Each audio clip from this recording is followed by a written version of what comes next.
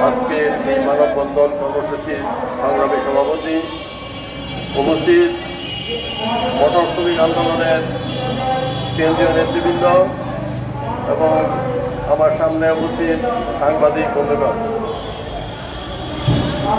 আমরা যারা এই বাংলাদেশে যারা শ্রমজীবী, আমাদের এই শ্রমজীবী মানুষকে যদি আমরা ভাগ করি তাহলে 85 রকমের শ্রমিক আমরা দেখতে পাই।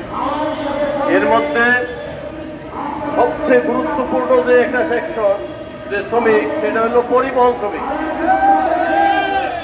আর আমরা যত শ্রমিক দেখি এর মধ্যে সবচেয়ে বেশি নির্যাতিত, নিগৃহীত, নিষ্পেষিত, অবহেলিত এই শ্রমিক। যারা মোটর চালায়, যারা মোটর গাড়ি চালায়, তারা সবচেয়ে বেশি নির্যাতিত। আমাদের দাবি মাত্র 8টা দাবি। আমরা অনেক দাবি থেকে বাছাই করে আমরা মাত্র 8টা দাবি আপনাদের সামনে উপস্থাপন করছি। এই 8টা দাবি যেন অনতিবিলম্বে এই বাংলার জমিনে কার্যকরী করা হয়। ইসলামী মোটর শ্রমিক আন্দোলন বাংলাদেশ যদি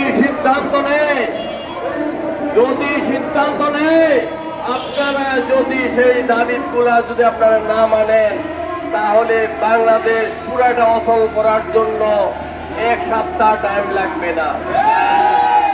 আমি মোটর শ্রমিক ভাইদেরকে উদ্দেশ্য করে বলতে চাই, আপনারা অন্তত 1 সপ্তাহের জন্য খোরাকি জোগাড় করেন। 1 সপ্তাহ আপনারা যাতে খাদ্য আপনাদের ঘরে যেন শর্ট না পড়ে, সেই জন্য আপনারা